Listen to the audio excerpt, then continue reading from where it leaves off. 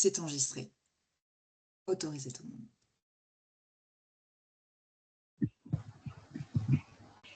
Bonsoir, bienvenue pour cette conférence digitale YPB dédiée à l'eau dans nos cosmétiques avec notre guest speaker, Sandrine. Donc, je vais petit à petit donc, ouvrir les places pour que vous puissiez nous rejoindre. Merci pour votre ponctualité. Il est pile 19h30.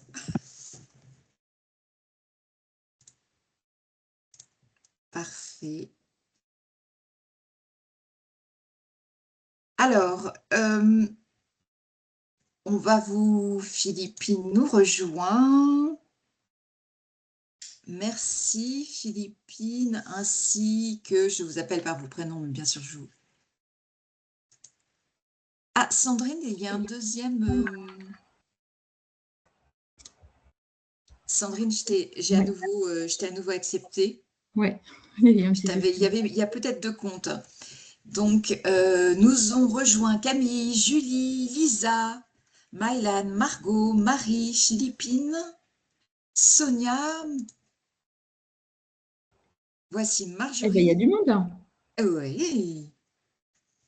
Je vais ben, également, bonsoir. alors je continue pour les participants, et puis après je vous propose à tous d'ouvrir aussi la conversation pour que vous puissiez poser vos questions en direct. D'ailleurs, Sandrine et moi allons vous donner quelques mots sur le modus operandi pour cette conférence digitale qui se veut en mode webinar très interactif. Donc, n'hésitez pas à non seulement poser des questions en direct, et nous allons interrompre Sandrine, mais elle en est ravie. C'est même une demande de Sandrine. Et même si vous souhaitez aussi prendre la parole, poser des questions en direct sur tel ou tel slide, sur tel élément exposé par Sandrine, Sandrine sera ravie de répondre à vos questions, d'échanger avec vous. Ben, ça sera plus interactif, effectivement, Ouais. que répondre à la fin. Alors, je vais balancer pas mal d'informations, donc ça sera, je pense, plus simple. Et il faut dire que Sandrine est aguerrie à l'exercice des lives aussi sur LinkedIn, des conférences Mais c'est bien, digitales. ça, on a fini ça. On ne les fait plus. Alors oui, alors tu sais, enfin, on en parlera, j'ai regardé la consommation d'eau. Bon, j'ai regardé quelques points un peu touchy avec pour toutes et tous. Donc consommation de scrolling YouTube, Instagram et TikTok, c'est très intéressant. Alors, à nouveau, je vous salue. Je vous remercie d'être tous présents pour cette conférence digitale dédiée à l'eau, de la graine à la fin de vie, donc dans notre écosystème des cosmétiques. Nous avons à peu près 45 minutes, 1 heure entre nous pour évoquer cet élément central de toute la filière cosmétique. Je continue mon travail d'accueillir les différents invités et donc l'auditoire. Alors, c'est une conférence digitale YPB avec comme guest speaker Sandrine Lecointe, alors qui est entrepreneur maintenant, enfin qui est avant tout entrepreneur, mais pas que. Sandrine est dans l'écosystème des cosmétiques au moins depuis une vingtaine d'années et dans tout ce qui est cosmétique naturel, bon, depuis 2013, mais tu pourras peut-être évoquer en quelques lignes, quelques mots, ta trajectoire. Bon, allez-y. Ah, je vous en prie. Il y a des micros. Donc, Sandrine, maintenant, enfin depuis quelques années, tu te dédies à différents métiers, mais autour du consulting, l'idée, c'est d'accompagner les entreprises dans leur transition vers des modèles de production plus respectueux dans l'environnement, avec en particulier, je pense que c'est 2 points sur lesquels tu reviendras, l'analyse de cycle de vie qu'on appelle ACV et l'empreinte, l'empreinte hydrique, hein, bien sûr, et tout ce qui est stratégie d'écoception. D'ailleurs, tu es l'auteur, tu as coécrit un guide de l'éco-conception cosmétique qui a été publié en 2023 aux éditions Erol avec 8 autres experts. Et tu es également formatrice. Et là, je te rejoins sur ce métier qui m'est fort à mon cœur, qui m'est important, donc la formation, l'enseignement. Moi-même, je suis Anne-Laure Boncory, donc je suis chef du département stratégie et management de l'INSEC Grande École, et puis enseignant-chercheur. J'ai même dédié tout un master de recherche de l'histoire sur l'image de la femme dans la publicité. Je suis Angèle chez YPB. Et j'ai également, pour la FEBA, réalisé une étude consacrée aux Eddy Browns de la cosmétique française. Et pour ce soir, je serai l'animatrice de cette conférence, mais notre guest speaker, c'est Sandrine. Sandrine, je te laisse la parole sur cet ingrédient essentiel à nos vies, l'eau. Ouais. Alors, bonsoir à toutes et à tous. On n'est que des femmes là. Hein. Oui, Je crois, est-ce hein. que l'eau est... D'ailleurs, c'est un élément, excusez-moi, un élément féminin côté Extrême-Orient qui représente le yin. Ah ouais? Ouais. Et d'ailleurs, c'est dans la philosophie extrême-orientale et dans l'art de la guerre de Sun Tzu, c'est l'élément naturel qu'il faut absolument imiter toute sa vie pour réussir sa trajectoire professionnelle comme sa trajectoire de vie. Et ce qui est dit, c'est qu'il faut pouvoir imiter l'eau, être comme de l'eau, c'est-à-dire que l'eau, quoi qu'il arrive, contourne les obstacles et arrive toujours à destination. C'est très joli ce que tu viens de dire. C'est exactement ce dont on va parler. Alors, attends. Contournons tous les obstacles ensemble, alors. Alors, attends, je vais partager Alors oui, on a une belle présentation. Ouais, j'ai ma présentation à vous partager. Mais déjà, je suis ravie d'être là. Donc, merci en tout cas pour l'invitation, YPB. Merci, Anne-Laure, pour ce temps passé ensemble. Et c'est vrai que c'est un webinaire un peu spécial. Moi, c'est la première fois que je vais parler d'eau, là, avec vous, le réseau YPB. Alors, attends, je partage. J'espère que ça ne va pas couper. Hein. Je ne sais pas ce qui s'est passé tout à l'heure. Je vais ouvrir la conversation. Bonsoir Julie, bonsoir Camille. Hop. Roxane est avec nous. Eh bien, tu bonsoir sais quoi, Anne-Laure, j'arrive pas à la partager. Ah, tout à l'heure, tu es arrivée. On avait fait des tests. Il n'y avait aucun problème. Eh bien, écoute, tu n'arrives plus à la partager? Et non, je ne la vois plus. Je ne sais pas ce qui se passe. Oh là là. On va faire comme l'eau. On va s'adapter. Tout à l'heure, elle était... Tout est bon. S'il y a le moindre problème, eh bien, tu me l'envoies et puis je la partage.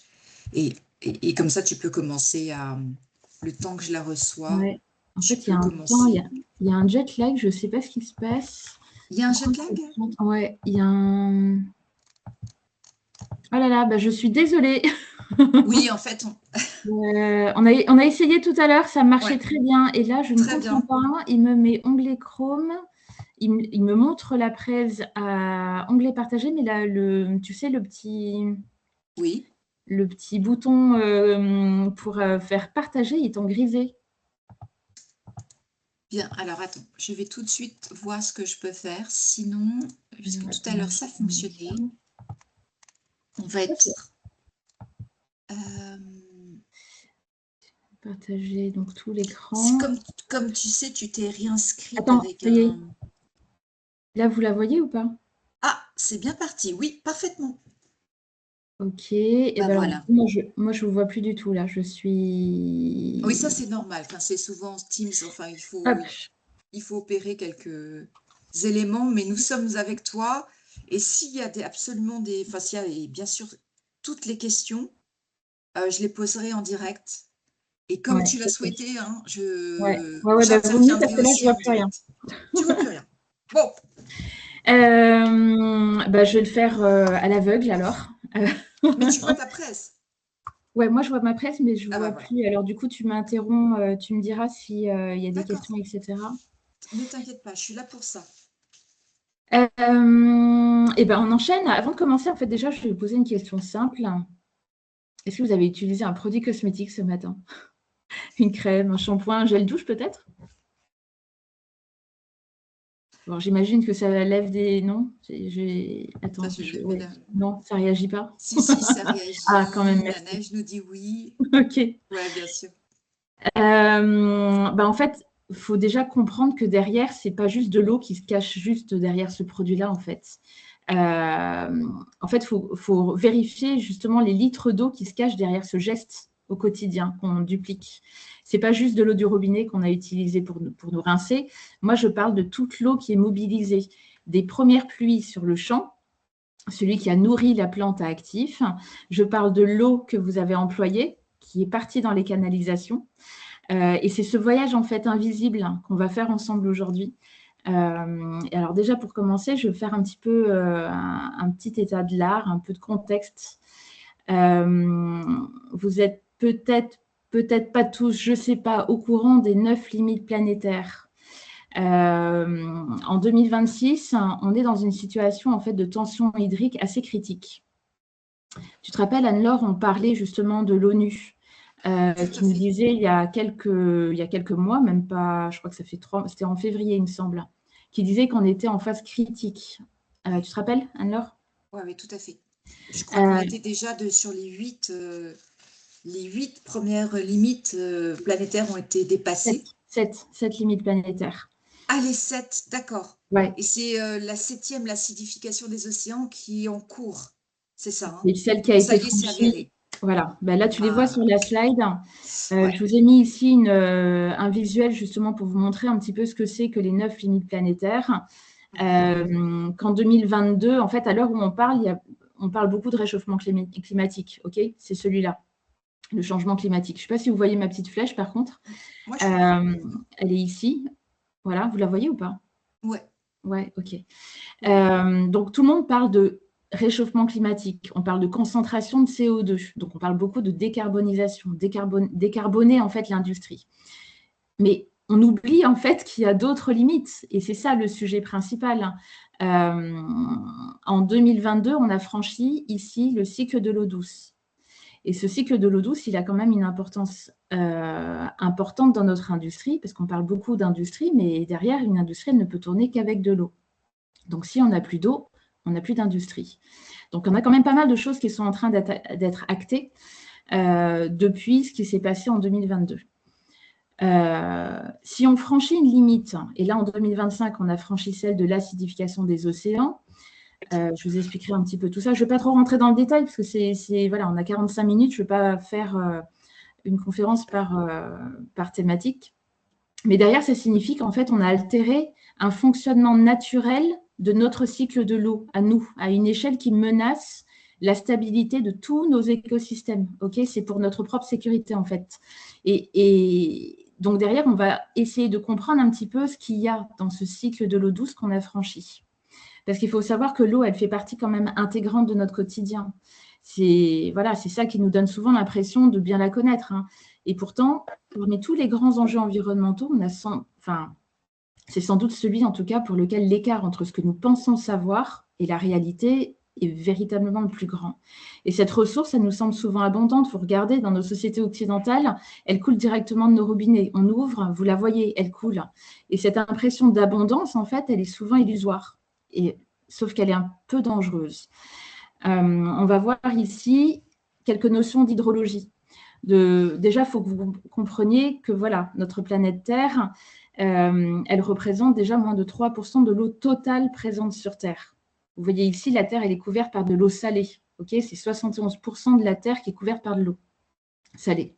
Et le reste, c'est de l'eau douce. Et cette eau douce, elle est potable. Et cette eau douce-là, donc on parle d'à peu près d'1%, elle est constituée d'eau bleue, d'eau verte et d'eau grise. L'eau bleue, c'est celle que nous voyons. Okay, c'est l'eau visible, celle qui est utilisée directement dans nos activités humaines. Donc l'eau, l'irrigation des plantes, l'eau du robinet, l'eau dans les process industriels pour laver les cuves, etc. L'eau verte, c'est celle qui va alimenter les plantes. C'est celle de l'évaporation des plantes. Vous voyez, des fois, la rosée du matin, quand il fait très chaud, on a quelque chose, on parle d'humidité, etc. C'est cette eau transportée, ok. Celle qu'on ne voit pas, c'est l'eau de pluie absorbée par les plantes, si vous voulez. L'eau, elle est également absorbée par des sols pour la culture des plantes. C'est ici qu'on parle d'eau verte. Et l'eau grise, bah, avec nos activités humaines, on crée une eau donc qui est grise. Et ces eaux usées, c'est l'eau utilisée pour diluer nos engrais sur des champs. C'est l'eau utilisée pour diluer des pesticides dans des plantes. Et c'est l'eau aussi de dilution des tensioactifs, des effluents lors de la fabrication. Donc, vous voyez, cette eau grise, il va falloir la travailler différemment maintenant. Vu qu'on a passé justement, je reviens en arrière, le cycle de l'eau douce, il va falloir travailler, nos industries doivent travailler sur des eaux grises. Mais pas que. On va voir comment on peut travailler nos eaux autrement. Un petit peu de répartition, que vous compreniez un petit peu quelle est déjà la différence entre ce que l'on prélève et ce que l'on consomme. Vous voyez ici les prélèvements. C'est ce qui désigne en fait la quantité d'eau qui est prélevée dans le milieu naturel, puis rejetée aussi après utilisation, et donc qui devient à nouveau disponible en fait. Tandis que la consommation ici, dans nos usages industriels, etc., donc on va le voir après, mais la consommation, c'est ce qui correspond à une quantité d'eau prélevée, donc qui est réellement consommée, ou une eau qui est aussi absorbée. C'est aussi de la consommation. En tout cas, c'est de l'eau qui ne peut pas être renvoyée directement dans la nature après usage. Vous voyez ici, les usages industriels représentent quand même 20%, et les usages domestiques, c'est 10% de l'eau consommée. Et là, par contre, au niveau de l'agriculture, je ne sais pas si vous voyez bien hein, Là, vous voyez mieux. Enfin, j'espère que vous voyez mieux. L'agriculture, elle utilise à peu près 70% de l'eau consommée, donc surtout pour l'irrigation. Et ça peut même atteindre 90% pour certaines régions du globe ou alors certaines cultures. Donc, c'est assez variable. On voit quand même nettement, ouais. Bon, les courbes vont dans le même sens. Hein. C'est-à-dire que l'agriculture, ça a explosé, mais l'industrie également. On comprend avec la société de consommation, de toute façon, ça, on voit, hein, la société de consommation, vous le savez tous, hein, née après-guerre, la Deuxième Guerre mondiale. Et voilà, on est autour des années 50. Ouais, voilà, ça. donc tu vois la progression. Et en rouge, c'est la part pour l'industrie. Oui. Donc, en première partie, on a l'agriculture qui consomme énormément d'eau. Et après, on a l'industrie. On le voit ici dans les prélèvements, la part un petit peu justement pour chacun d'entre eux. Donc, au niveau des usages agricoles, en prélèvement, on est peu. Comparé à la consommation au niveau agricole, on est à 58%. D'accord. Mais ce qui est le plus impactant, donc, c'est la consommation, puisque cette eau, il n'y a pas de cycle, elle ne revient pas, c'est ça? On va le voir tout à l'heure. Les prélèvements, c'est on prélève, mais ça peut revenir. C'est-à-dire que mes consommations, c'est consommer, donc user. Voilà. Et donc, c'est là où on va aussi parler d'usage d'eau usée, nos eaux grises. Déjà, sur cette répartition, il faut aussi comprendre que l'Europe, elle consomme chaque année 180 km3 d'eau. C'est énorme. Et la demande en eau par habitant, elle est forcément plus faible en Asie, parce qu'on n'a pas du tout les mêmes façons en termes d'industrie, d'agriculture. Déjà, c'est peut-être différent. Nos villes, les territoires sont constitués, sont établis différemment. Donc, comment dire ça, faut regarder aussi avec un focus, avec un œil sur l'agriculture. L'Afrique, l'Europe, l'Amérique, l'Asie, chaque territoire consomme de l'eau différemment en fonction des cultures qu'elles ont sur le territoire. On va le voir aussi tout à l'heure sur les types de cultures. Mais on a des cultures qui sont moins gourmandes en eau et des cultures qui sont irriguées aussi différemment. Côté prélèvement et les consommations d'eau, ça varie aussi d'un pays à l'autre en fonction du climat. Le climat, il peut être tempéré, etc. Et on a aussi un autre aspect, c'est la densité de la population et le degré de développement économique. Donc, tout ça font que forcément, par territoire, on a des prélèvements et des consommations qui varient. Là, c'est des schémas européens que je vous ai mis ici. OK. J'enchaîne, s'il n'y a pas de questions. Hop. Ce qu'il faut comprendre aussi derrière, c'est que toutes nos activités aujourd'hui, ça a bougé des choses, hein, ça a perturbé notre cycle de l'eau. En fait, ce que vous avez appris à l'école, ce que Anne-Laure, toi aussi, tu as appris à l'école, il faut comprendre que notre cycle de l'eau, hein, il a changé. En fait, il n'a pas changé, même. On nous a appris quelque chose qui était… Il manquait l'activité humaine dans ce qu'on nous a appris. Et forcément, s'il manque l'activité humaine, on n'entend pas l'eau grise. On parle d'eau bleue, d'eau verte, et c'est ça qui fait le cycle de l'eau qu'on connaît. Vous savez, l'évaporation, la transpiration, etc., la pluie, etc. Oui, en sciences naturelles, oui. C'est ce qu'on apprenait, oui. Ben oui, mais tout ça, en fait, nos activités humaines, aujourd'hui, elles ont totalement perturbé le cycle de l'eau. La pollution, la déforestation, on parle d'artificialisation des sols. En fait, les sols, ils sont tellement bétonnés, si vous voulez, que l'eau ne fait plus son job. On a construit des barrages hydrauliques, on a des prélèvements qui sont excessifs. Bref, tout ça font que, en fait, ça modifie aussi la répartition de l'eau, la qualité de l'eau et sa vitesse de circulation. Et toutes ces dégradations, elles contribuent aussi à désorganiser ce qu'on a, enfin, du coup, sur la répartition de l'eau dans le temps et dans l'espace. Donc, ça aggrave des pénuries d'eau, des inondations. Vous les voyez chaque été. Chaque été, peu importe la saison, en fait, on a des inondations de plus en plus énormes. On le voit là dernièrement, c'était en Asie, je crois, où il y a eu, au Japon, je crois, une inondation phénoménale. C'était en Chine. Où ça a emporté bâtiments, des vies humaines, etc. On l'a eu il y a 2 ans, je crois, en Espagne. Bref, tout ça, c'est des choses qui sont en train d'arriver de façon récurrente. Je ne parle même pas de la pollution. Là, vous le voyez, on a eu pas mal de sujets avec les PFAS, etc. Bref, tout ça, ça forme en fait un cercle assez vicieux qui affaiblit toute la dynamique du cycle de l'eau. Et on parle de ça au niveau local, mais aussi au niveau global. Donc, on parle du cycle de l'eau au niveau planétaire. Pour vous donner une idée un petit peu de l'ampleur de ces sujets, je vous ai montré un petit peu comment on travaille cette empreinte d'eau pour regarder un petit peu c'est quoi l'impact dans notre industrie. Si on parle d'un gel douche, un tube de gel douche ici, vous voyez, il peut contenir jusqu'à 95% d'eau. OK. On regarde un petit peu la part des différentes eaux qu'il peut contenir. On a dans la partie formulation, OK, donc c'est peut-être l'eau bleue qu'on voit ici, d'accord? Si on prend l'exemple de la formulation, mais il y a aussi, il ne faut pas oublier toute l'eau qui a irrigué les cultures, des matières premières qui sont présentes dans la formule. On a l'eau qui est utilisée dans l'usine pour chauffer les cuves, pour nettoyer les machines aussi, pour purifier les ingrédients. L'eau aussi dans le packaging. Ici, on a un plastique, par exemple. Pour concevoir ce plastique-là, ça rentre dans cette empreinte d'eau. D'accord. L'eau grise, Sandrine, comme toi, l'eau grise, quand tu parlais justement des cuves, des usines, l'utilisation de l'eau. Les rejets. Pour faire ce gel douche, ok, donc pas la contenance, hein. Est-ce que ça fait partie de l'eau bleue? Ben non, l'eau grise, elle est là. L'eau grise, elle a été utilisée en amont dans les champs pour diluer les engrais, les pesticides, lors de la culture de ces ingrédients. Mais dans l'usine elle-même? Dans quoi, pardon? Dans l'usine elle-même, en fait. Alors, l'eau grise, elle arrivera justement dans le nettoyage des cuves. D'accord. Elle arrivera aussi sur la partie, je ne sais pas, en laboratoire, on va se nettoyer les mains. Okay, donc, on a une perte de l'eau dans des canalisations. D'accord. D'accord? Donc, c'est tout ce qu'on perd et qui n'est pas utilisé. Mais tout ça fait que ça rentre dans une empreinte eau.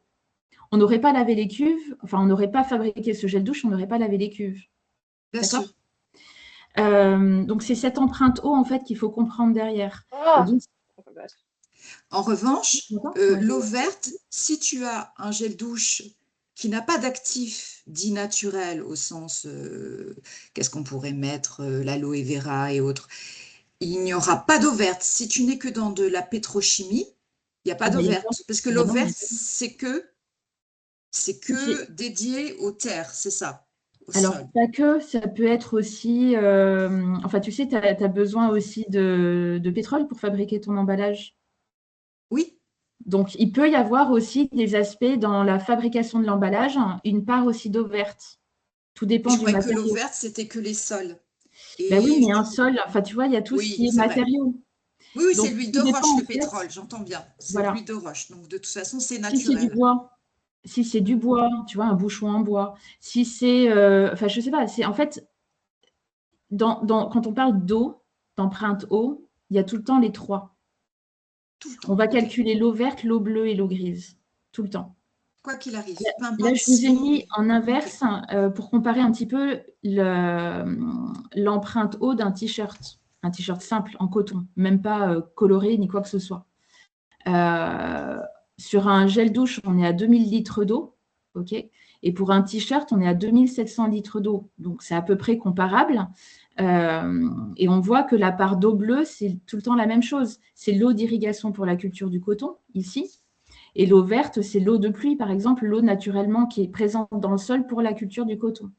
Et l'eau grise, c'est celle qui est utilisée pour la partie coton pour évacuer les engrais, les pesticides, etc. Mais nous, il faut prendre en compte toute l'industrie qu'il y a derrière. D'accord? C'est clair? Bien sûr. Ouais. Bien sûr. Alors, juste pour Donc, ça varie, hein. Ça varie. Il ne faut pas se dire que c'est tout le temps 2000 litres d'eau pour un gel douche.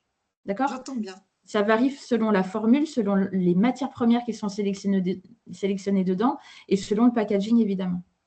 Mais là, comme on est sur des comparatifs, j'ai regardé pour un pot de 50 millilitres, crème visage, pot.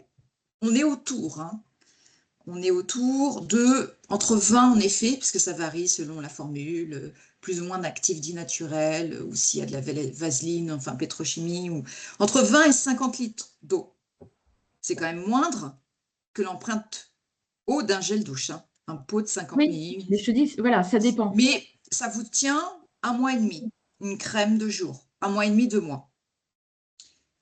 J'ai quand même l'équivalent en temps de consommation d'eau, parce que là, j'ai vraiment envie de dire un truc. Par rapport à TikTok, d'accord? C'est 2 heures de scrolling sur TikTok en consommation d'eau. Ah oui, en comparaison. Ça sera pour les questions à venir. On va voir aussi, parce que la question des réseaux sociaux en réduction, bah, peut-être que finalement, ma crème, bah, c'est pas plus mal de rester sur 2 mois, mais je vais peut-être moins scroller sur TikTok. Oui, mais il faut comprendre que l'empreinte eau d'un réseau social, c'est encore autre chose. Là, on est sur le monde numérique et c'est vrai que TikTok, en termes d'impact. C'est de l'eau potable. Enfin, c'est de l'eau, non, c'est de l'eau douce, disons. Énorme. Pas encore dessalée. Alors là, je prends du temps un petit peu supplémentaire, là, mais juste pour que vous compreniez cette différence que Anne-Laure, elle vous explique, c'est intéressant de faire ce comparatif-là, mais il faut comprendre que derrière, les data centers sont monumentales. Et donc, un data center ne fonctionne qu'avec de l'eau. Okay, bien sûr. Donc, l'empreinte numérique au niveau hydrique, enfin, l'empreinte eau, pardon, du numérique est phénoménale. Et TikTok, effectivement, comparé à LinkedIn, génère beaucoup plus d'empreintes négatives en termes d'impact environnemental, du fait qu'il y a des composants de dingue dans nos téléphones, il y a au moins, je ne sais pas, 50 matériaux dans nos téléphones, qu'il y a de l'or, de l'argent, du lithium, etc., que ces ressources sont en train d'arriver comme nous à l'eau, on n'a plus de ressources en fait. Et donc, derrière, quand on calcule l'empreinte eau d'un réseau social, il faut comprendre qu'il y a tout ça derrière.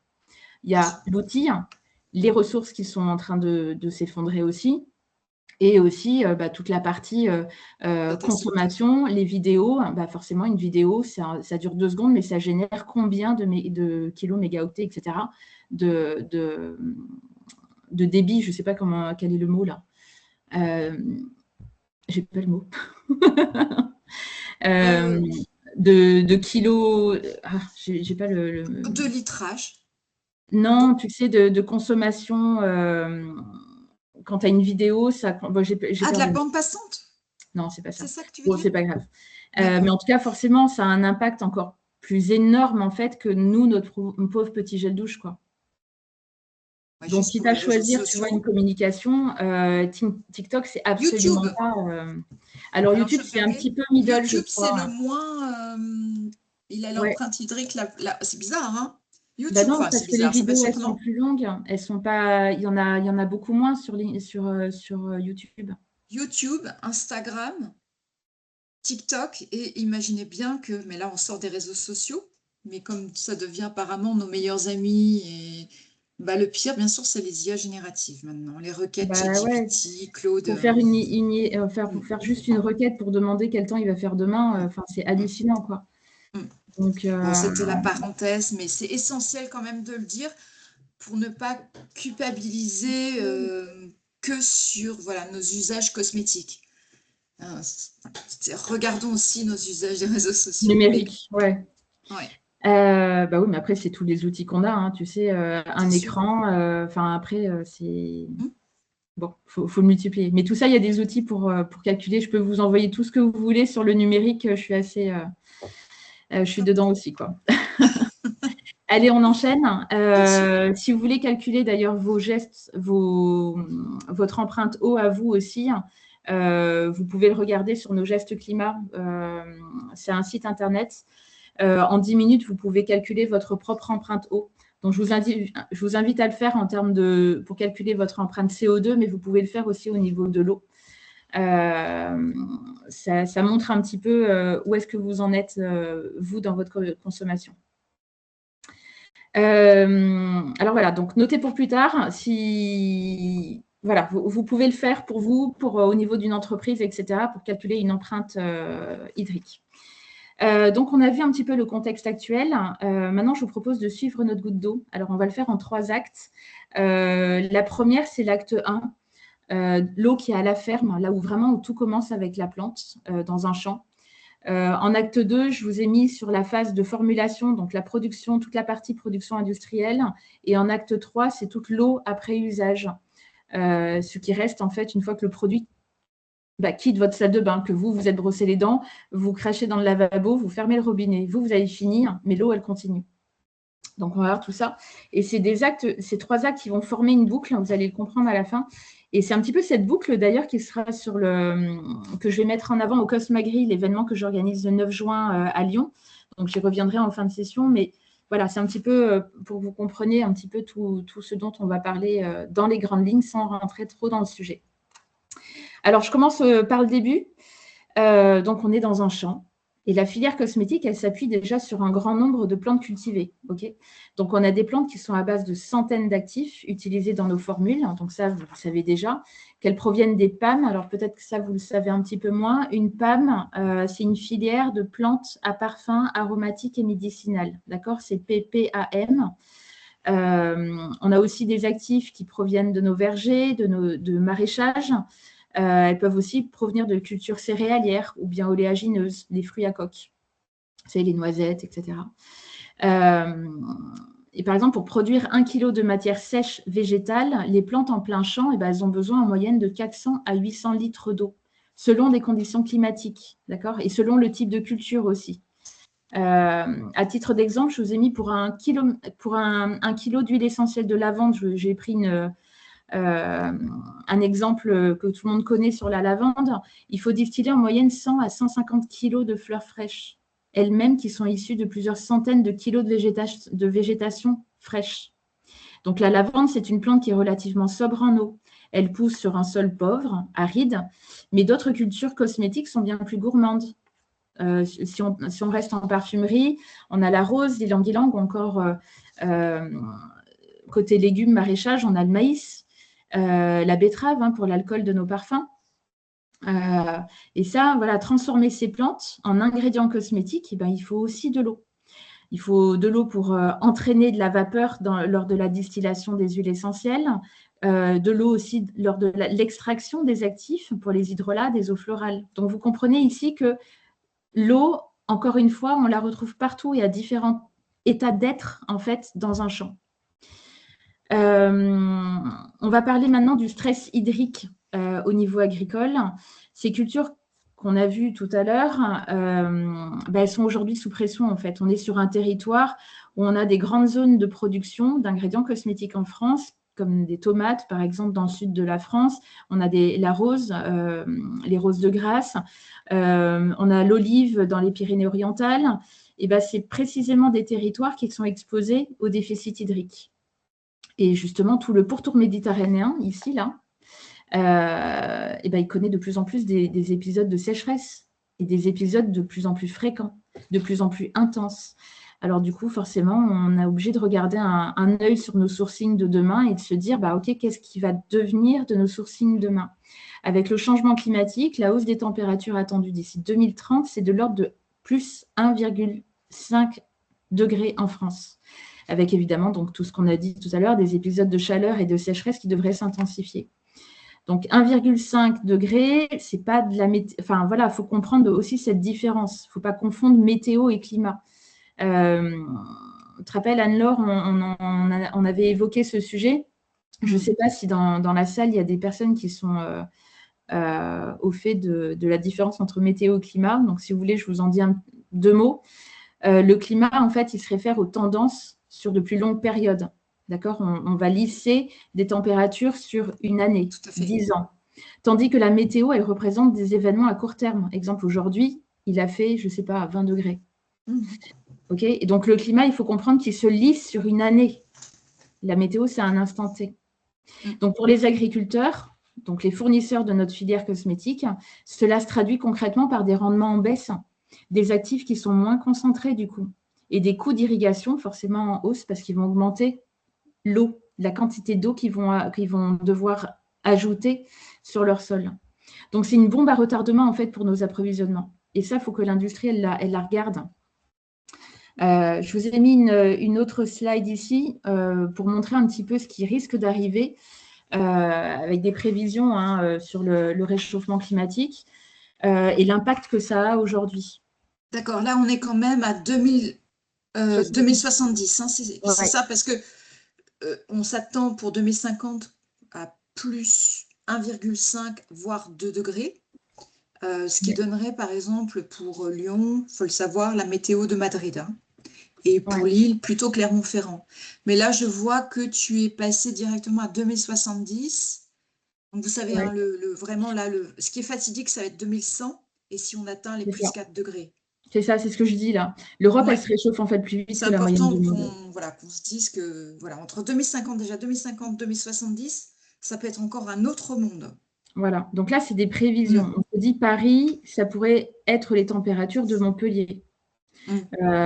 En 70, il faut déjà voir aussi ce qui va se passer. En termes de température, c'est une chose, mais il faut voir ce qui va se passer. On a des vagues de submersion d'eau, on a des feux de forêt qui vont augmenter, on aura de plus en plus d'orages et des sécheresses et des zones inondées. Donc, qui dit zone inondée, dit une carte géographique qui va changer.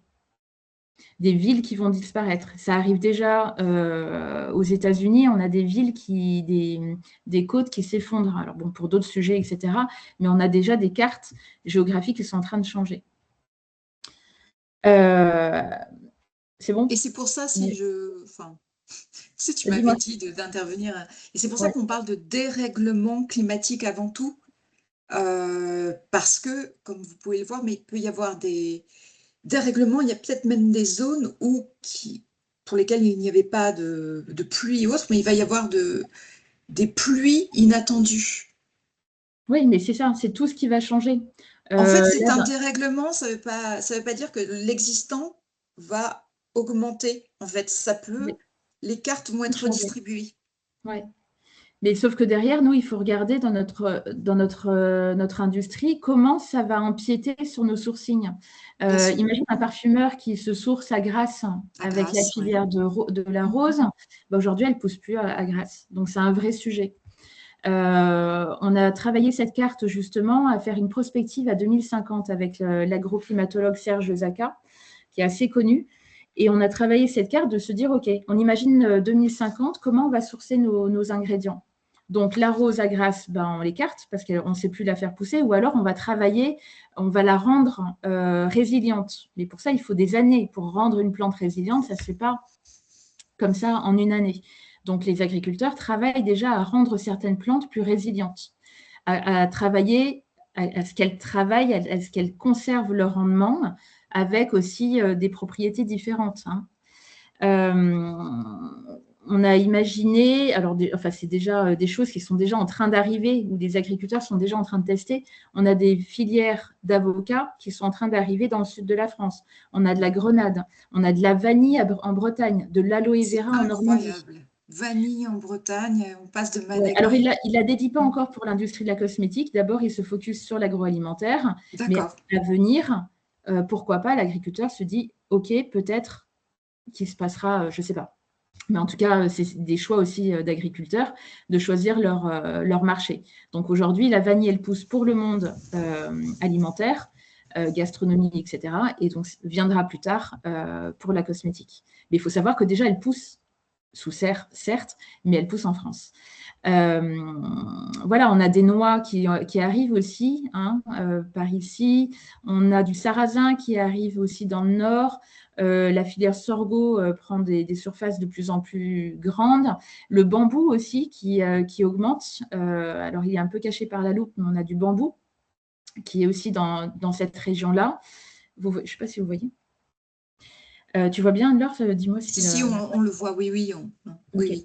Donc, vous voyez, on a quand même pas mal de choses qui arrivent. Et ça, c'est des choses que l'industrie doit regarder, les nouvelles filières. Là, je sais que pour cet été, moi, j'attends des premiers échantillons de fruits de la passion bio.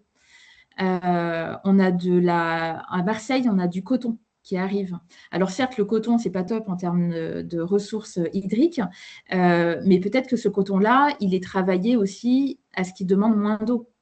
Donc, il y a pas mal de choses aussi en termes d'innovation culturelle qui arrivent. La filière figue de Barbarie, je fais une petite référence à Granamora, en Corse, c'est mon huile de figue de Barbarie. Il y a aussi Zestide, mais là, on est en Tunisie. Mais en France, en Corse, on a une filière qui s'est instaurée de figue de Barbarie. Et puis, il y a la regarde, filière Nigel. Elle est là. La figue de Barbarie, elle est déjà dans le sud de la France. Mais là, c'est en 2050, mais elle est déjà non, elle est en déjà Corse là, en elle ce arrive. moment. Elle est Oui, elle déjà en arrive. test. Nous, on a fait cette en carte. Corse, c'est sûr, elle y est. Hein. Ça, Oui, je vous le oui. garantis. Oui, je Excellente sais. huile. Mais en fait, là, on a fait cette carte à 2050 en se disant que les filières sont déjà industrialisées. D'accord. Donc, ça veut Oui, dire à qu'elles sont grande déjà en échelle. test maintenant. Donc, Ok. tout ce que vous voyez ici, c'est des choses qui sont déjà existantes aujourd'hui, mais qu'on imagine des filières figées pour 2050. Très bien. Allez, j'enchaîne. Quand on parle aussi de pratiques agroécologiques, il faut savoir ce qu'il y a derrière, parce que qui dit tension hydrique sur des territoires, il faut comprendre que ça va avec des pratiques culturelles. Donc, ça, c'est des réponses aussi à nos tensions hydriques. Okay, de se dire que l'agroécologie, elle offre au fait un arsenal de pratiques qui permettent de mieux gérer l'eau sur notre parcelle en tant qu'agriculteur. Donc, si nous, on choisit une plante, on va devoir le faire aussi de façon à discuter avec l'agriculteur comment il travaille des sujets d'eau et comment il choisit sa plante. Pour que vous, en tant que marque, parce que du coup, je m'adresse un peu aux marques, de se dire qu'on va devoir aussi travailler ces sujets-là pour baisser notre empreinte écologique si on doit parler d'affichage environnemental demain. On en parlera tout à l'heure. Donc, on a cette première solution de couverture des sols. Ça veut dire qu'on va recouvrir notre sol d'un couvert. Et ça peut permettre justement à récupérer plus d'eau par évaporation, au lieu d'avoir un sol nu et que l'eau s'évapore directement avec des fortes chaleurs. Là, on va pouvoir conserver plus d'eau dans nos sols. On a l'agroforesterie. L'agroforesterie, c'est une association d'arbres et de cultures qui crée un microclimat. Donc forcément, ombrage, donc on a quelque chose de plus frais, plus humide, et donc ça réduit l'évapotranspiration. Donc ça va améliorer en fait la culture sur le sol. On a aussi l'irrigation au goutte à goutte.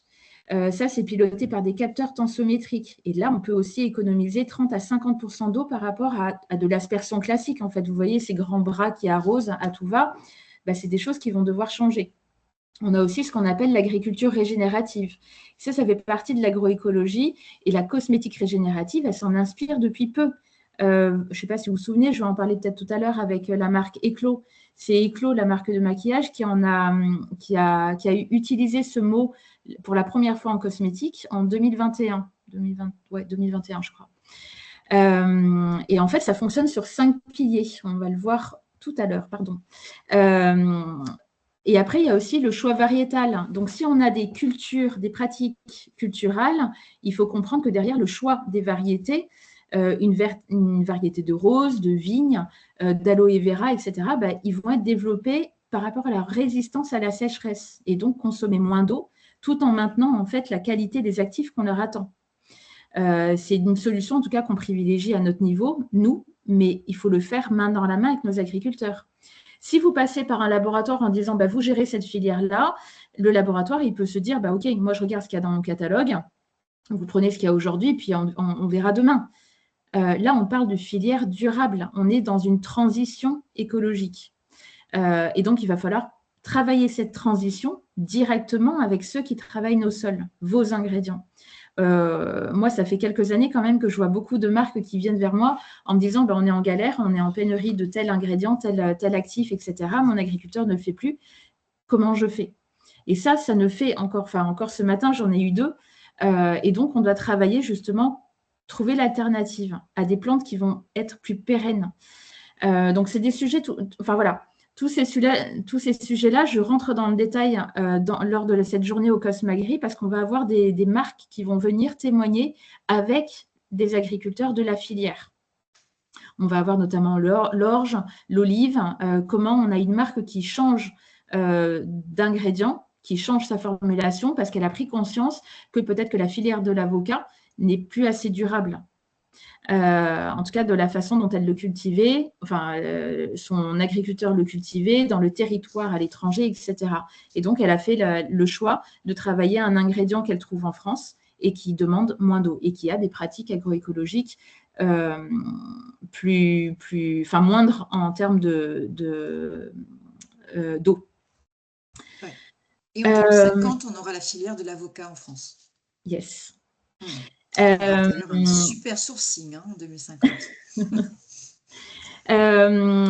Pour vous compreniez aussi cette différence entre une agriculture conventionnelle, celle qu'on a aujourd'hui avec toutes les monocultures, avec ce qu'on a aujourd'hui, ce qu'on tend vers de l'agroécologie. Il faut comprendre déjà qu'en termes de gaz à effet de serre, nos sols qui sont issus d'une agriculture conventionnelle, vous imaginez du maïs, du blé à perte de vue, et c'est des sols qui ne font plus leur job.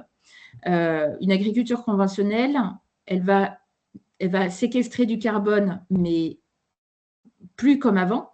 Il faut comprendre que le sol, ça reste un puits de carbone énorme, comme l'océan, comme les forêts, etc.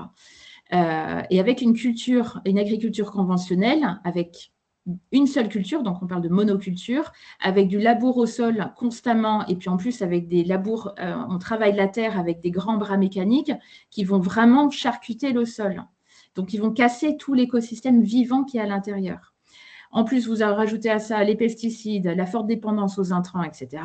Et bien forcément, ça va générer du gaz à effet de serre de l'autre côté. Et en termes d'eau, toute la pluie qui va tomber ne va plus être absorbée dans le sol, vu que le sol est un peu mort. Ça va être difficile et donc forcément, c'est ce qui génère des inondations et l'eau n'est plus captée dans le sol.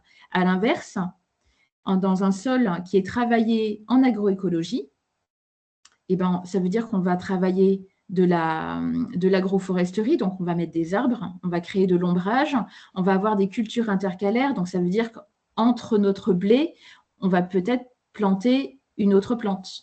On va avoir des cultures de couverture pour avoir ce couvert et avoir de l'ombre, pour avoir plus d'humidité, pour capter l'eau dans le sol. Et on va travailler différemment notre labour. Au lieu d'avoir un labour au sol, je ne sais pas, à 30 cm et retourner les mottes de terre, etc. Nous, on va avoir en agroécologie, on va travailler un sol avec peut-être juste une petite pelle et labourer juste en superficiel. Donc, c'est pas mal de choses qui font qu'aujourd'hui, le sol, il pourrait devenir vivant si on cultivait tous comme ça, en fait. Et donc, forcément, vous comprenez qu'on a un sol qui est vivant, on n'utilise pas d'intrants chimiques, et donc, toute la séquestration carbone du sol est prise, l'eau est captée dans le sol, et on peut avoir justement ce qu'on appelle maintenant ce sol vivant, et ce qu'on voudrait avoir au maximum. Donc voilà, là, je vous ai montré un petit peu la différence entre une culture industrielle en monoculture, où on a des sols morts, donc il n'y a plus rien, On n'a que des plantes qui poussent avec plus aucun nutriment, etc. Il y a quoi? Il y a des pesticides et de la flotte en fait dedans. Qu'en agriculture régénérative, on va avoir des choses, le sol est vivant, l'agriculture elle est variée, donc forcément on va avoir plus de nutriments, on va avoir une végétation beaucoup plus dense et on va avoir plus de vivants à tous les niveaux en fait. Les oiseaux vont revenir, les vers de terre vont revenir, etc. C'est un petit peu l'image que je vous ai mis ici avec la marque Eclos qui parlait, c'est ce que je vous ai dit, qui parle, elle, d'une agriculture régénérative. Ça veut dire qu'elle a travaillé avec des agriculteurs qui travaillent avec des couverts végétaux, qui travaillent des rotations de culture, qui travaillent un travail au sol moindre et qui ont cette envie de protéger le sol, plutôt que d'avoir des labours constants. On parle aussi de diversification, de réintégrer l'élevage en agroforesterie, de fertiliser des sols aussi, de stimuler la fertilité naturelle des sols pour réduire les pesticides. Donc tout ça, c'est un petit peu la base justement d'une agriculture régénérative. Eclos, elle a travaillé le seigle dans ses formules, elle a travaillé le chanvre et la prêle des champs aussi. Et ça, c'est des plantes qui ne consomment pas beaucoup d'eau. Donc, en plus, pour gagner en empreinte hydrique, Eclos a travaillé ça pour faire en sorte que c'est des cultures qui vont régénérer les sols. Donc, c'est ça qui est intéressant. Elle choisit ses ingrédients en fonction d'une agriculture qui va lui redonner derrière. Donc, il y a tout un sens derrière. Donc, si vous ne connaissez pas la marque Eclos, je vous invite à y aller parce que ce qu'elle travaille en termes de sourcing, c'est génial, à tous les niveaux. Donc, on est vraiment sur une marque qui a travaillé ces sujets, même au niveau du packaging. Je pense aussi, comme tu cites une marque, j'en cite une autre, Linae, qui est sur l'huile de lin. Tu dois bien les connaître aussi. Et qui est aussi, l'empreinte hydrique est faible pour le lin. Ouais. Et en plus, un sourcing local fabriqué en France. Parce qu'il y a aussi ça, il y a la question du transport. En bio. Linae a travaillé effectivement ce sourcing sur la filière du lin en Normandie à tous les niveaux. Donc le lin fait partie effectivement de ces plantes qui sont régénératives. Mais tout ça, voilà, il faut, voilà, bon, il y a beaucoup de choses. Bien sûr. J'avance parce qu'il est déjà 20h22. Bien sûr, ça va vite. Voilà, et j'ai pas mal de trucs encore à vous dire. Un autre exemple, c'est avec les fleurs d'exception de grâce, où là, on est sur un exemple aussi d'association. Donc, c'est la filière des PAM, donc je vous ai dit tout à l'heure, et ils travaillent avec une agriculture du vivant pour justement travailler au mieux, en fait, pour des marques. Donc là, en l'occurrence, il y avait LVMH, qui travaille justement pour la limitation du travail des sols, avoir une augmentation de surface dédiée au retour à la biodiversité. Je vous parlais d'un sol vivant. Un sol vivant ne peut fonctionner qu'avec des vers de terre dedans, qu'avec des abeilles qui viennent polliniser des fleurs, etc. Donc, il y a toute une meilleure connaissance aussi de la faune qui doit être prise en compte. Le travail aussi de la gestion de l'eau selon la culture, donc on l'a vu, mais il faut travailler aussi, comment dire, la filière au niveau social. Donc, il ne faut pas oublier l'agriculteur au milieu. Pour une agriculture de vivant, c'est de prendre conscience qu'on a des plantes, mais on a aussi l'humain. Moi, je parle d'éco-socio-conception, c'est de ne pas oublier aussi l'humain quand on développe des produits. Et l'humain, il est là avec l'agriculteur, le paysan. J'enchaîne, je suis désolée, je vais vite. Mais quand on parle aussi d'eau, il faut parler de l'eau dans la formulation et nos productions. Donc, c'est un petit peu ce pont vers l'industrie. Quand l'eau, elle quitte la ferme, donc l'eau, elle est chargée d'actifs, elle entre ensuite dans un tout autre monde, celui de la formulation et de cette production industrielle. Et dans la grande majorité des produits cosmétiques, si vous regardez la liste INCI, ici, je vous ai mis la liste des ingrédients, le premier mot que vous voyez, c'est aqua. Et ce n'est pas par hasard. Les ingrédients, vous le savez, en fait, ils sont listés par ordre décroissant de concentration. L'eau, donc souvent l'ingrédient majoritaire, et concrètement, une crème, elle contient entre 60 et 85% d'eau. Et une lotion jusqu'à 90%, un shampoing ou un gel douche, ça peut atteindre jusqu'à 95% d'eau. Ce qui signifie aussi que lorsque vous achetez un flacon de shampoing, vous payez, vous transportez et vous jetez un emballage qui est rempli à 95% d'eau. Et l'eau, vous l'avez chez vous. Et c'est ça qui est un petit peu perturbant aujourd'hui, de se dire qu'on a passé depuis 2022 un cycle de l'eau douce, et nous, on a encore de l'eau qui coule à flot chez nous. Donc, pourquoi payer à tous les niveaux de l'eau qu'on a chez nous? Il y a déjà des pays où l'eau ne coule plus. Donc, il faut savoir aussi que notre industrie, elle utilise principalement de l'eau purifiée par osmose inverse. Mais voilà, c'est un procédé assez efficace, mais coûteux en eau. Et pour produire 1 litre d'eau osmosée, on a une installation classique qui rejette en moyenne 4 litres d'eau usée. Donc, on parle ici d'eau grills. OK? Donc, pour produire 1 litre d'eau, on a une installation qui rejette 4 litres d'eau usée. Donc, quand on parle d'éco-conception, moi, je regarde tout ça. Je regarde les possibles ailleurs. Comment on peut travailler autre chose? Là, je vous ai mis ici, voilà, c'est de l'eau purifiée, mais ça peut être aussi un hydrolat. Ça peut être des eaux florales, hein, donc des hydrolats obtenus par de la distillation des plantes, des eaux qui sont à la fois un ingrédient cosmétique noble, qui ont un pont direct avec la production agricole, mais la tendance aussi est celle des eaux végétales, des eaux de fruits, des eaux de légumes. On a aussi l'eau de mer. On a aussi des marques qui utilisent l'eau usagée d'autres industries, comme celle du textile, pour récupérer l'eau usagée du textile végétal pour l'utiliser dans des produits cosmétiques. Donc, c'est une marque, c'est Waste Care, vous pouvez regarder, Waste Care. Eux, c'est assez novateur tout ce qu'ils ont mis en place. Mais voilà, donc c'est toutes ces alternatives-là qu'on doit regarder de près, nous, aujourd'hui. Allez, j'enchaîne. Hop. Si on parle aujourd'hui maintenant de consommation dans notre usine, au-delà de la formulation, l'eau, elle est omniprésente dans nos process industriels. Donc là, je vous ai mis un schéma d'usine. Les 3 grands postes de consommation d'eau en usine, le premier, c'est le chauffage, la gestion thermique, les cuves qui sont chauffées à la vapeur d'eau pour faire fondre les corps gras, hein, homogénéiser aussi nos émulsions, assurer la bonne viscosité des formules. Et en deuxième, on a toute la partie de refroidissement. Donc, vous voyez ici les vapeurs d'énergie, on a les process, etc. Et donc, tout ça, quand on fait des mélanges à chaud, on refroidit des formules pour stabiliser l'émulsion, on refroidit aussi les circuits. On a besoin d'eau froide pour refroidir les circuits. Et on a aussi le poste le plus consommateur, c'est le nettoyage. Je vous parlais de nettoyer les cuves au début. Ça aussi, c'est un vrai sujet, de se dire comment on peut nettoyer ça sans utiliser autant d'eau grise. Et entre 2 fabrications, voilà, là aussi, on a des cuves, des tuyaux, des machines qui doivent être nettoyées, désinfectées. Et tout le temps, c'est des procédures strictes. Donc, voilà, il y a des choses où on se dit on n'a pas le choix. Mais en fait, ces opérations, elles peuvent mobiliser aussi d'importants volumes d'eau qu'on doit absolument regarder d'un autre œil aujourd'hui.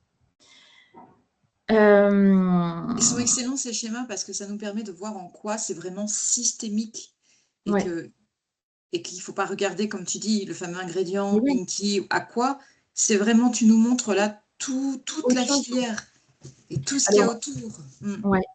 On a la tendance aussi de la waterless beauty. Donc ça, c'est quelque chose qui est en train d'arriver. Donc vous le voyez déjà, je ne vous apprends rien sur ces nouveaux produits-là, mais on a des ingrédients naturels qui sont la fierté de nombreuses marques. Ok, elles reviennent avec un coût, certes, mais l'agriculture, il ne faut pas oublier qu'elle représente 70% de l'utilisation mondiale d'eau douce.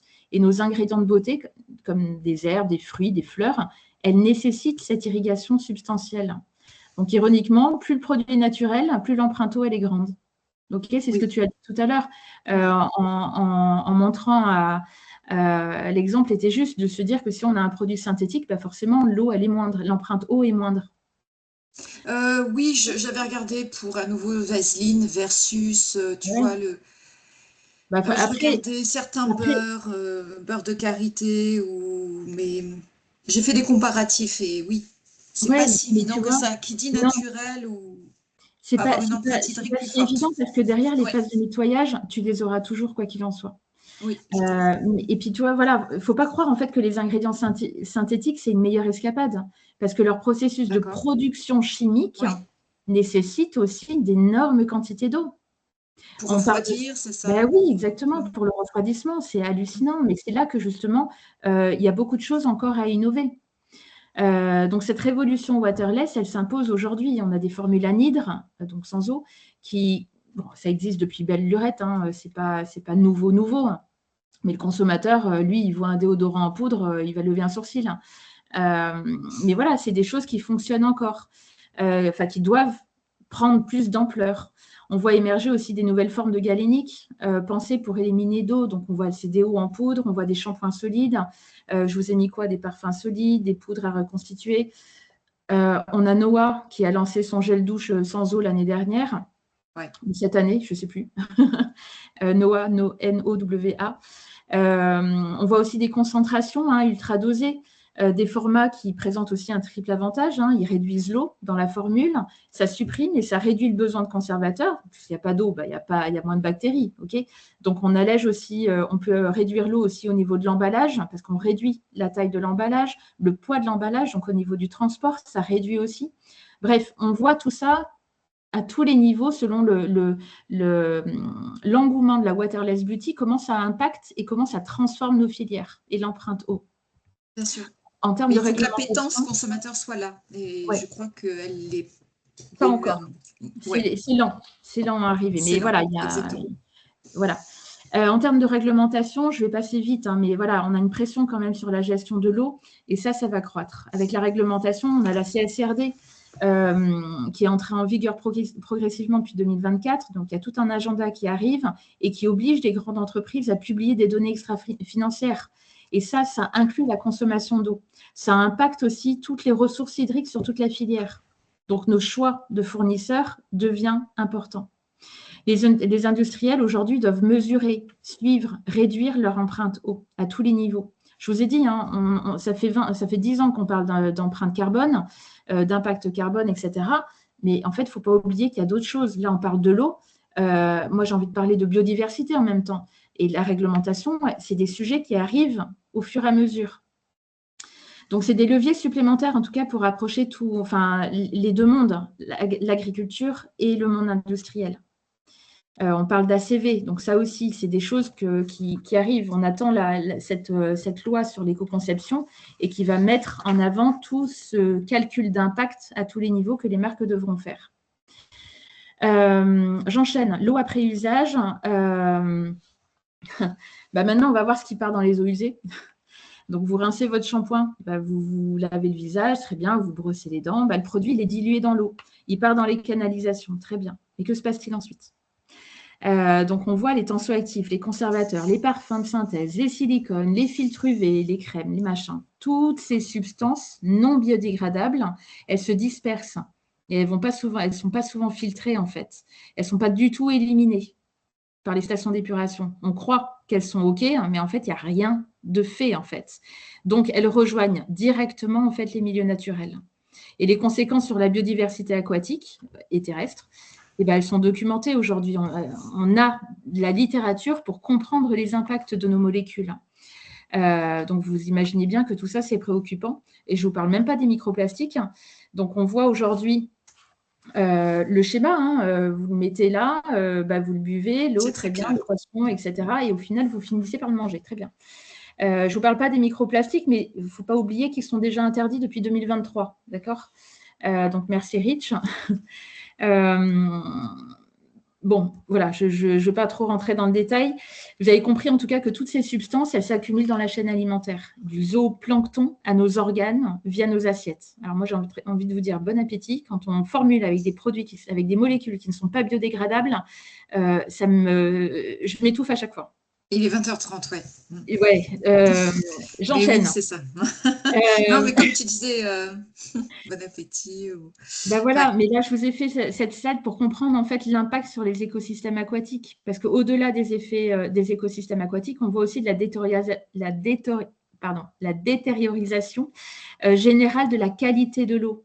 Bon, et je ne vous parle pas de l'air, des sols, forcément, ça a un impact direct, tout ça, sur notre santé. Mais une eau en mauvaise qualité, elle affecte également nos productions agricoles. La pêche, par conséquent, toute une économie en fait entière.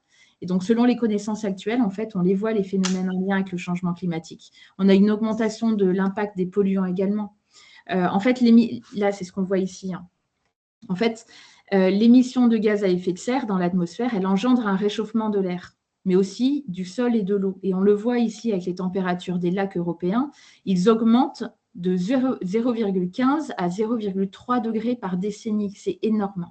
Donc, ce réchauffement, il a de multiples effets sur le transport et le devenir de nos substances chimiques dans l'environnement. Donc, c'est important de savoir ce qu'on met dans nos produits cosmétiques et qu'est-ce qui n'est quand c'est rincé, en tout cas. On a des solutions. Donc, les réponses, elles existent. On a de plus en plus d'acteurs de la filière cosmétique qui s'y engagent. L'éco-conception, ça intègre la fin de vie de ces molécules dans les écosystèmes aquatiques. En formulation, la transition vers des actifs biodégradables. Donc, on a nos tensioactifs d'origine végétale, on a des filtres UV, etc. Bref, toutes les molécules que vous avez vues sur le INCOS, si vous avez été la semaine dernière sur le INCOS, tout ça s'en est rempli en fait. Et toutes ces marques, on a de plus en plus de marques, là, je vous en ai mis 3, qui travaillent sur ces concepts de neutralité hydrique, qui compensent en fait leur consommation d'eau en soutenant des projets de restauration des milieux aquatiques, d'économie d'eau agricole. Avec Velleda, on a des démarches là aussi qui montrent que ça relie le monde direct de l'industrie du monde agricole. Lush, je vous ai mis cet exemple parce que Lush, ils ont carrément dédié un prix pour des projets régénératifs à l'échelle mondiale. Et ils reversent en 2025, ils ont... Dans les lauréats, il y avait une organisation indigène côté Pérou qui a obtenu en justice la reconnaissance des droits du fleuve Mananon. Alors, je dis peut-être mal. En fait, ils ont juste décidé ils ont dit que ce fleuve avait juste le droit de couler librement, d'être protégé de la pollution et d'être restauré. Donc voilà, donc Lush en fait défend cette régénération sur les berges aussi. Velleda, pionnière en RSE, travaille avec des producteurs locaux en agriculture biodynamique pour minimiser justement son empreinte écologique sur les territoires et donc les ressources en eau. Donc, c'est un modèle la biodynamie, c'est quelque chose qui est assez intéressant et qui favorise aussi indirectement la préservation des nappes phréatiques et donc des sols. Et donc, qui dit des sols, de leur culture et donc des ingrédients qu'ils mettent dans les produits Velleda. Quant à Bioderma, ils ont développé un truc intéressant sur toute leur filière solaire, sur toute leur gamme solaire. Ils ont apposé un logo aquatique écosystème test. Donc, c'est pour démontrer toute la biodégradabilité de leurs molécules. Donc, voilà. Et donc, ça certifie aussi l'impact limité sur les récifs coralliens. D'accord. Donc, il y a des modèles à la fois compensatoires, un peu comme le modèle taxe pollueur-payeur, on compense, et il y a aussi des modèles qui se veulent de sobriété ou disons de restrictifs, en mode on va limiter notre empreinte. C'est ça que tu veux dire. Il y a ces deux types de modèles. Ok. Ouais, et puis à voir comment ils le travaillent. Tu vois, donc Lush le fait pour les autres, mais il le fait pour les autres. Oui. Voilà. Velleda pour eux-mêmes, pour leur production. Velleda pour eux-mêmes, Bioderma dans leur formule, etc. Donc, tout le monde peut avoir une façon d'agir. Eclos le fait pour une agriculture de vivant. LVMH le fait avec fleurs d'exception de grâce. Donc, il y a quand même pas mal de choses qui sont déjà à l'œuvre. J'enchaîne. Il est 38. Merci de rester avec nous. Je me dépêche. Merci beaucoup. Vous êtes vraiment... Des solutions agricoles, il y en a plein. Alors, je n'ai pas le temps de tout vous raconter. Il n'y en a qu'une que nous, on doit connaître. C'est l'hydrologie régénérative. C'est cette discipline, en fait, qui régénère l'eau, qui régénère le vivant par l'eau. Donc, c'est des régénérations par processus de cycle d'eau. Mais ça, on travaille avec directement l'agriculteur. On vérifie comment il travaille son sol, comment l'eau, elle va récupérer dans une plante, comment l'eau des ruissellements, l'eau accumulée sous la butte, comment l'eau dans un sol peut être récupérée dans la plante que vous allez utiliser. Donc, vous, en tant que marque, vous pouvez vous dire, bah ouais, mais en fait, c'est trop compliqué, etc. Je lui fais confiance. Mais ouais, mais il faut savoir que peut-être que demain, les plantes qu'on va chercher, ça va être des plantes qui vont avoir une résistance à l'eau. On pourra peut-être appeler, je ne sais pas, des hydros, quelque chose, des plantes qui vont garder un taux d'eau est restituable derrière en cosmétique. Je ne sais pas où est-ce qu'on peut arriver demain, mais on peut imaginer des belles choses. Mais en tout cas, l'obligation de travailler en tout cas avec nos agriculteurs, elle devient vraiment urgente, pertinente en fait. Donc voilà, donc pour vous fermer un petit peu cette boucle, on a cette eau de pluie qui a irrigué nos cultures. Elle a traversé les cuves de notre usine. Elle a rincé le produit sur votre peau.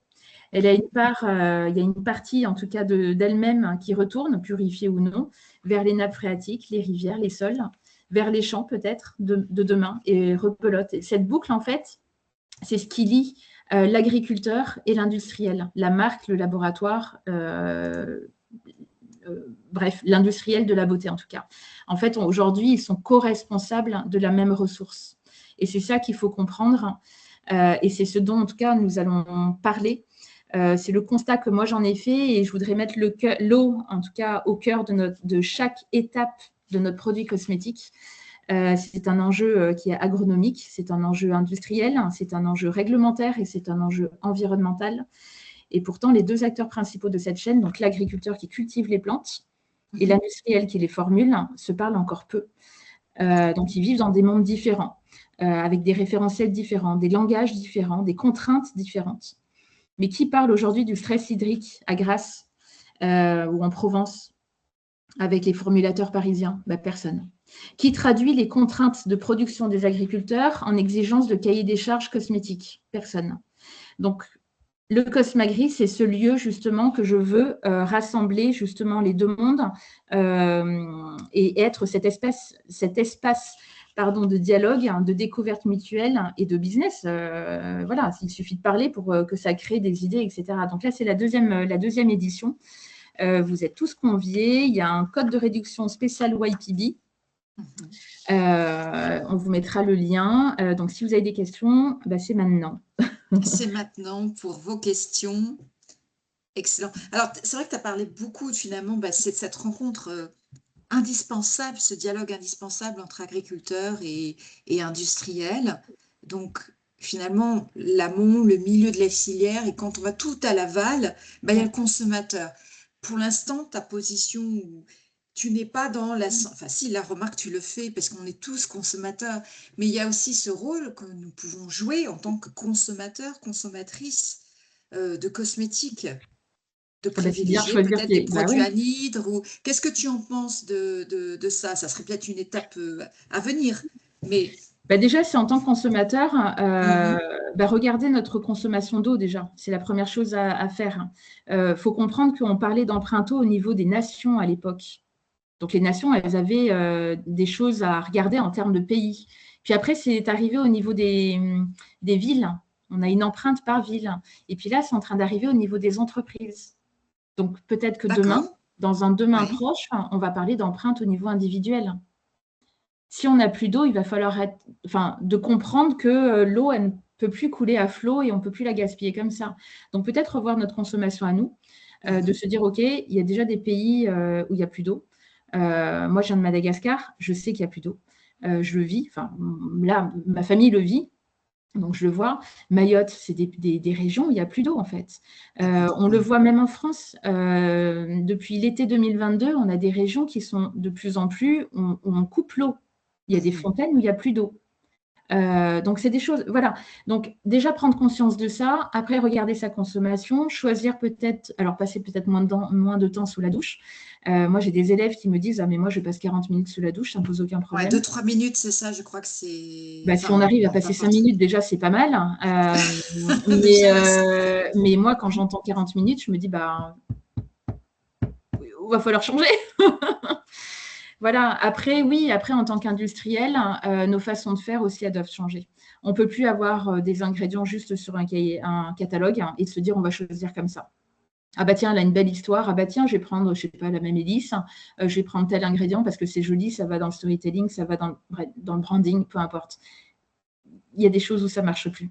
Donc, de toute façon, de l'arbitrage au niveau des consommateurs, comme je disais, peut-être un peu moins de TikTok, peut-être un peu moins, et puis voilà, moins de bains, peut-être plus de douches. Il y a tout cet arbitrage.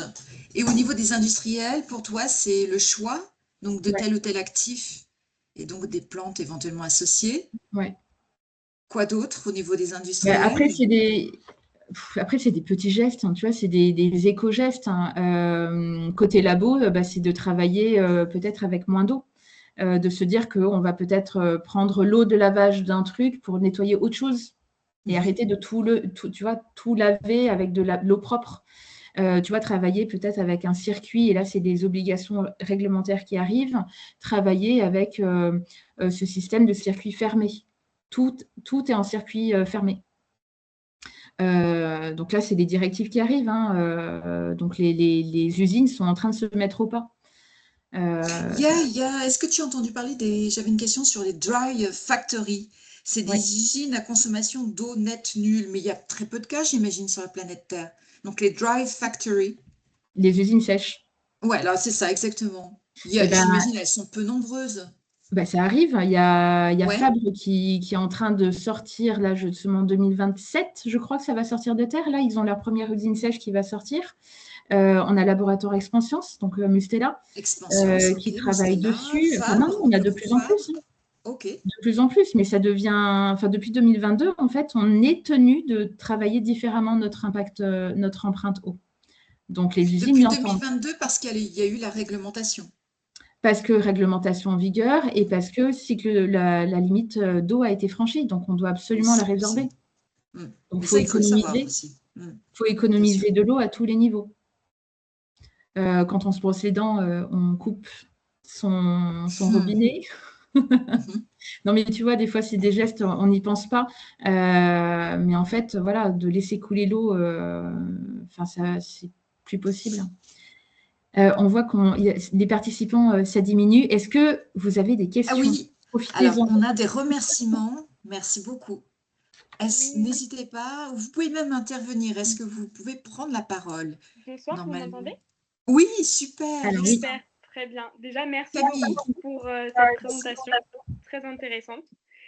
Et en fait, moi, j'avais une question, tout ce qui est au niveau de l'eau issue, par exemple, d'hydrolat, et aussi, vous avez parlé d'eau issue d'industrie, donc textile ou eau de fruits ou de légumes. Comment ça se passe déjà d'un point de vue réglementaire, toxicologique, et aussi, est-ce que vous avez connaissance de certaines industries, puisque je trouve que c'est assez compliqué à trouver, en fait, plutôt industrie agro ou du textile qui aimerait voilà, travailler avec des marques d'un point de vue cosmétique. Voilà. Alors, en France, je ne les connais pas. Moi, j'ai donné cet exemple parce que j'ai trouvé ça génial. C'est Wellscare. C'est de la société Aizome, A-I-Z-O-M-E, je crois, qui est une société moitié allemande, moitié japonaise. Je ne pourrais pas vous dire de quelle nationalité exacte, mais c'est entre l'Allemagne et le Japon, voilà. Et en fait, ils ont travaillé la récupération des eaux usagées des teintures végétales. Et donc, eux, ils se sont dit, on va tester cette eau, parce que c'est une eau végétale, donc ça reste une eau active. Et ils l'ont testé, ils ont filtré, etc., ce qu'ils voulaient. Et ils en ont fait un produit cosmétique qui a été testé pour des peaux qui souffrent d'eczéma, des peaux atopiques, etc. Et ça a été reconnu par la nationale, je ne sais pas quoi, eczéma, truc muche, là. Mais il faut regarder ce qu'ils ont fait parce que j'ai trouvé ça génial de travailler avec une industrie, donc les rejets d'eau grise d'une autre industrie, de la faire venir dans l'industrie de la cosmétique. Donc ça, c'est des choses qu'on va devoir aussi s'inspirer. Quand tu posais la question sur le sourcing, enfin l'incorporation d'eau, d'hydrolat, d'eau végétale, eau de fruits, eau de légumes, alors c'est des choses qui se font déjà beaucoup. La marque Fred Mécène en maquillage est la première marque à travailler l'eau de jus d'orge recyclée. Donc, tu vois, c'est pour supprimer l'eau. Bonne soirée, Sonia. Pour supprimer de l'eau purifiée classique, elle a travaillé avec de l'eau d'orge, du jus d'orge. Il y a de l'eau de courgette aussi, de l'eau, c'est Bioli qui fait ça. Donc, tu peux regarder le catalogue de Bioli, ils ont beaucoup d'eau upcyclée. Il y a Berkem qui travaille l'eau de pomme, l'eau de fleurs de pomme. Attends, c'est laquelle? L'eau de fleurs de fraise ou l'eau de fleurs de pomme. Il y a un truc comme ça. Moi, j'aime beaucoup aussi, si vous voulez vraiment, pour l'hydratation, sachez, alors là, faudrait faire tout un cours sur l'hydratation. Mais l'hydratation, en fait, il y a les humectants et en gros les occlusifs. Et ce qu'on veut, c'est éviter la perte insensible en eau. Et en fait, les produits anhydres sont excellents pour ça. Et aller sur du beurre de karité, là, je parle pour les occlusifs, hein, mais en fait, bon, si vous n'aimez pas ça, mais la cire d'abeille est excellente. Cire d'abeille, l'anoline, alors là, je suis sur des dérivés donc animaliers, enfin, Ouais. mais c'est parfait en fait, et ça va empêcher l'eau de s'évaporer, et ça fait partie de ce qu'on appelle l'hydratation. Et si on rajoute en plus des humectants qui peuvent être, alors je suis allée voir quelques humectants dits anhydres, il en existe quelques-uns. Tous ceux qui sont à base de sucre ou par exemple le miel peut jouer le rôle d'un humectant, ou tout simplement l'acide hyaluronique dit en poudre va jouer ce rôle d'humectant, donc va permettre à l'eau de remonter en surface, et ensuite avec des occlusifs, donc il ne faut pas avoir peur de ce mot, hein, c'est pas un vilain mot, hein, mais de beurre, de karité, de beurre de cacao, vous empêchez aussi l'eau de s'évaporer. Et en fait, vous hydratez avec des produits anhydres. C'est en fonction des types de peau aussi. Mais tu vois, c'est… Ah oui, alors je ne suis pas allée sur le coco, par exemple. Tu veux dire si c'est comédogène? Le coco, tu ne le mets pas sur le visage, effectivement, c'est comédogène. Voilà, exactement. Non, justement, je cite là des produits plutôt… Mais il y a des actifs aussi qui sont hyper intéressants, qui travaillent ces sujets d'hydratation. Merci Maïlan. Merci Maïlan, qui travaille des sujets d'hydratation. Il y a le dernier actif là, de Laboratoire Expansions qui est partenaire de Cosmagri, qui viendra en parler. Et Osmolia, donc c'est un nouvel actif qu'ils ont développé, qui est focus, donc qui travaille ce cycle de l'eau humain.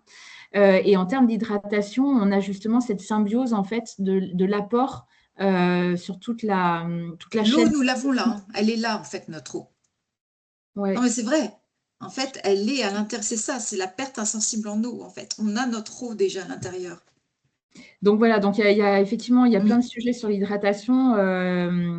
C'est des sujets que nous, on va aborder justement sur l'hydratation. Excellent. Bon voilà, enfin, on va aborder le cycle de l'eau aussi à tous les niveaux, donc du sol jusqu'à un produit cosmétique. Donc ça passe aussi par la peau, effectivement. Il y a aussi la seconde main cosmétique, oui. Oui. Ah bah oui, après… Bien sûr. Ouais. Comme geste. Il y a de plus en plus de choses. Enfin voilà, je reste à disposition. Je vois que le temps passe vite. Nous, on peut rester des heures, Anne-Laure et moi, à vous parler de tout ça. Mais en tout cas, voilà, à votre dispo si vous souhaitez avoir plus d'informations. Et on vous enverra le lien sur le Cosmagri. Il reste encore quelques places. Donc, n'hésitez pas. C'est à Lyon, le 9 juin. Merci pour tous vos mots. Merci beaucoup. Merci Philippine, Roxane, Camille, Claire, Anne, qui est peut-être partie, Marjorie, ainsi que vous tous. Bonne soirée à tous. Merci, bonne soirée. Et c'est enregistré. Il y aura donc le replay. Et les codes seront transmis également. Bah, merci à toi, Sandrine. Merci, Anne-Laure. Au nom de tout YPB. Excellente soirée. Merci à tous. Au revoir. Tu coupes du coup?